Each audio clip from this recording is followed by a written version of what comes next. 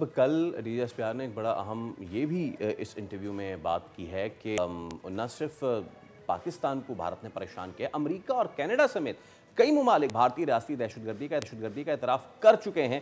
तो ये जो स्टेट स्पॉन्सर्ड टेररिज्म हो रही है, इसका नेटवर्क का मास्टरमाइंड है अजीत डोवल। इस पे मैं आपका मौक़िफ़ जानना चाहूँगा।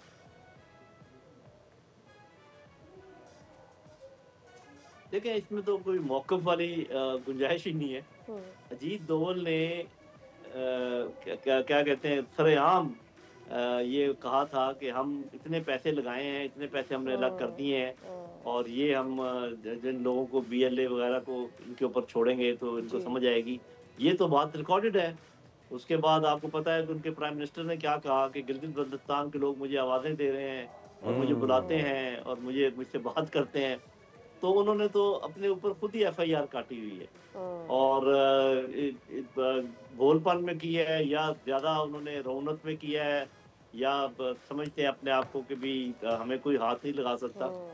तो इसमें तो कोई शक ही नहीं है कि उनकी हुकूमत, उनके रॉ का तो हमें पता ही था, लेकिन उनके प्राइम मिनिस्टर, उनका national security adviser Ajit Doval, ये सरेआम वीडियो ने कैप्चर की हुई है इनकी बातें, जब इन्होंने ये बात की है कि हम दहशतगर्दी और फिर घुस के मारेंगे। कितनी दफ़ा कहा है। फिर वही आप सही कह रहे हैं कि जो कनाडा में जो कुछ इन्होंने एक सिख लीडर के असैसिनेशन की अमेरिका में कोशिश की, उन लोगों ने भी देख लिया।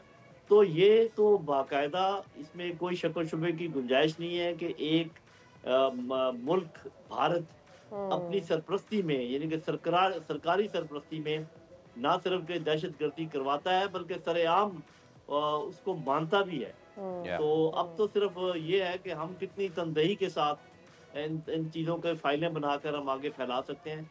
वैसे तो दुनिया अच्छी तरह जानती है, जिस तरीके से उनकी पूरी दुनिया में थू-थू हो रही है, जिस तरीके से लोग रिपल्शन का इज़हार कर रहे हैं, जिस तरीके से लोग उनको अपने से दूर कर रहे हैं, वो बज़ात खुद इसी चीज़ का शाफ़ाना है जो ये उनकी अपनी कारस्तानी है। तो मेरा ख़्याल है कि हमें और भी कोशिश करनी चाहिए और दुनिया को और भी इस सिलसिले में हमें बताना चाहिए कि वो क्या कुछ कर रहे हैं, वरना तो हर चीज़ दीवार पे लिखी हुई है, खुले तौर पे मौजूद है। सब्सक्राइब करें और बेल दबाएं ताकि कोई खबर रह न जाए।